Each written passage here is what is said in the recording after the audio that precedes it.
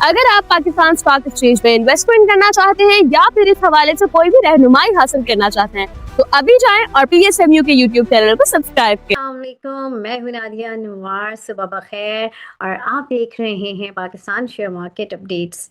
नाज़रीन, बात करेंगे top trending stocks of the day की। जी हाँ, और हमारे साथ, जैसे कि आप लोग जानते हैं कि इस प्रोग्राम में हमारे साथ मौजूद होते हैं ताहा खान, और जो है वो टेक्निकली हमें मार्केट के बारे में भी बता रहे होते हैं, और आज के top trending stocks of the day कौन से हैं वो भी हम उनसे जानते हैं। अस्सलाम एवरीवन, आई होप आप लोग सब खैरियत से होंगे। 17 फ़ेब ट्यूसडे का दिन है। KC 100 इंडेक्स की परफॉर्मेंस देख लेते हैं और कुछ टॉपिक्स को देख लेते हैं। अच्छा, 100 इंडेक्स ने जब से हमारी ये वाला स्ट्रक्चर तोड़ा है, अगेन इसको थोड़ा सा हम हाईलाइट करते हैं। तो उसके बाद से मार्केट जो है वो हमने देखा कि कंसेक्यूटिव 2 दिन प्रेशर में रही। 13 फ़ेब को भी हमने देखा एक तरह से रीटेस्ट हुआ, एंड देन कल के दिन भी मार्केट प्रेशर के साथ ओपन हुई एंड प्रेशर में ही पूरा दिन मार्केट के अंदर रहा। एक अच्छी सपोर्ट ली है मार्केट ने 173,900 के पास से, और लास्ट टाइम जब रैली स्टार्ट हुई थी तो वो भी हम कह सकते हैं कि यहीं से हुई थी। तो ऑल द वे जो ये जो रैली थी फ्रॉम 174,000 टू ऑलमोस्ट 190,000, वो अब इस टाइम तक बिल्कुल डाइजेस्ट हो चुकी है। एक अच्छी करीबी सपोर्ट जो मज़ीद आ रही है वो हमारे पास 171,350 के पास आ रही है, जो कि 100 डे मूविंग एवरेज है। ये मूविंग एवरेज कब कब परफॉर्म किया है इसको भी देख लेते हैं। और लास्ट टाइम मार्केट ने जब यहाँ से सपोर्ट ली थी तो वो 23 जनवरी था। उससे पहले भी हमने देखा था कि थोड़ी सी मार्केट जब प्रेशर में थी ड्यूरिंग अप्रैल, तो इस सपोर्ट को उसने ब्रेक किया था, आगे रीटेस्ट किया था एंड देन वापस से मार्केट नीचे चली गई थी। तो ये सपोर्ट बहुत इम्पोर्टेंट होगा क्योंकि ऑलमोस्ट 9-10 महीने बाद आके मार्केट इसको रीटेस्ट कर रही है। और मूविंग एवरेज को रीटेस्ट करना बेसिकली मीन रिवर्जन थ्योरी होती है टेक्निकली, कि मार्केट जो होती है वो अपने मीन्स के ऊपर वापस आती है और उसको रीटेस्ट करती है। तो यहाँ पर हमने इसका रिएक्शन देखना है। अगेन जो लोग वीडियो हमारी बहुत टाइम से देख रहे हैं उनको ये एरो भी पता है। ये एरो जब मार्केट नए हाईस लगा रही थी उस टाइम मार्क किए थे कि मार्केट यहाँ से नया हाई लगा रही है, बट वॉल्यूम्स हमारा साथ नहीं दे रहे। तो ये रैली लिमिटेड हो सकती है। एंड यहाँ पर हमारा 180,800 की जो सपोर्ट ब्रेक हुई, तो ये भी हमारा एक स्ट्रक्चरली बुलिश ट्रेंड यहाँ पे ख़त्म होता है। तो मज़ीद बाइंग से मना किया गया था, और या तो ऐसे स्क्रिप्ट्स बताए गए थे जिनको आप अपनी वॉच लिस्ट के अंदर रख सकते हैं। तो फिलहाल जो अच्छे ब्लू चिप स्टॉक्स हैं उनको हम अपनी टॉप पिक के अंदर शामिल करते हैं और उनको देखते हैं कि क्या वहाँ पर हमारे पास बाइंग बन सकती है, बाइंग अपॉर्चुनिटी है या नहीं। सबसे पहले हमारे पास PPL है। और राइट, PPL ने ये मूविंग एवरेजेस मैं बंद कर देता हूँ। अच्छा, PPL की 100 डे मूविंग एवरेज भी तकरीबन 220 के पास आ रही है राइट नाउ। PPL जो है वो एक अच्छी सपोर्ट लेवल के ऊपर है। लास्ट टाइम भी जब यहाँ पे एक मार्केट रैली करते हुए आई थी तो यहाँ पे एक पॉज दिया था, उसके बाद बेसिकली रीटेस्ट एंड देन इसी लेवल का ब्रेकआउट दिया था। अब पिछले 2 दिन से यहाँ पे मार्केट स्टॉप ले रही है।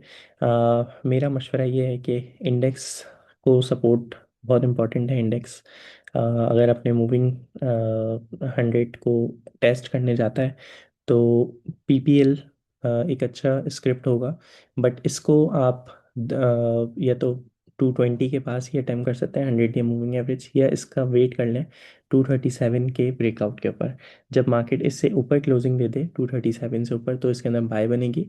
और अज्यूम कर रहा हूँ कि अगर यही लो हमारा बना हुआ है 229 का, तो ये लो हमारा स्टॉप लॉस होगा और अपसाइड पे हम 251 एंड 257 को हाई करेंगे। नेक्स्ट है हमारे पास OGDC।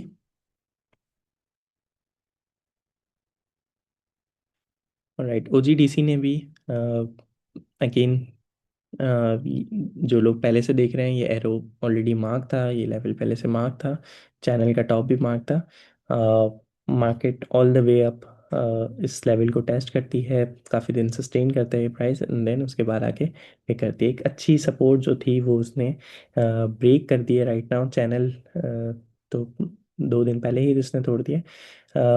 राइट नाउ अगेन अच्छे वॉल्यूम्स के साथ ओजीडीसी आ रहा है वापस से नीचे। जब तक 290 का लेवल रिक्लेम नहीं कर लेते बुल्स, इसका मतलब ये है कि डेली क्लोजिंग हमारी 290 से ऊपर नहीं आती, इसके अंदर बाइंग अपॉर्चुनिटी या बाइंग पोजीशन से अवॉइड करना चाहिए। और जब भी इसके ऊपर क्लोजिंग आ जाएगी, जो भी हमारा लो लगा होगा वो हमारा स्टॉप लॉस लेवल होगा। नेक्स्ट हमारे पास एनसीपीएल है। ऑलराइट, जब मार्केट गिर रही होती है तो ऐसे टाइम के ऊपर जो स्टॉक्स हमारे पास स्ट्रांगली खड़े हुए होते हैं उनको आपने देखना होता है कि इंडेक्स के साथ वो स्टॉक्स नीचे नहीं आ रहे या कितनी तेज़ी से नीचे आ रहे हैं। अगेन हमारे पास एन सी पी एल ने एक हाई पोस्ट किया है तकरीबन 87.5 का, एंड देन मार्क इसको रीटेस्ट करने आता है, सस्टेन कर रहा है फिलहाल इस सपोर्ट को 78 की। ब्रेकआउट के ऊपर भी बाय कर सकते हैं, या अगर करंट लेवल से बाय करना है तो आपका स्टॉप लॉस बिल्कुल छोटा सा 74 का बनेगा। अप साइड के ऊपर 88 हमारा पहला टारगेट होगा। 88 को अगर हम ब्रेक कर देते हैं तो यहाँ से जितना आपका स्टॉप लॉस होगा इसी को हम एम करते हुए जाएंगे, तकरीबन 96 एंड देन 108। लास्ट स्क्रिप्ट है हमारे पास एनपीएल। एनपीएल में भी इतना प्रेशर नहीं देखा गया जिस तरह से इंडेक्स के अंदर हमने overall across the board selling देखी है। 80 की सपोर्ट अच्छी तरीके से रिस्पेक्ट हो रही है, यही सपोर्ट हमारा स्टॉप लॉस होगा। जो लोग करंट लेवल से बाय करना चाहते हैं इस 80 के नीचे आपका स्टॉप लॉस होगा। अपसाइड के ऊपर आप 91 एंड 103 को टारगेट करेंगे। आज के प्रोग्राम के लिए इतना ही। अपना कीमती राय को कमेंट्स के अंदर मेंशन किएगा।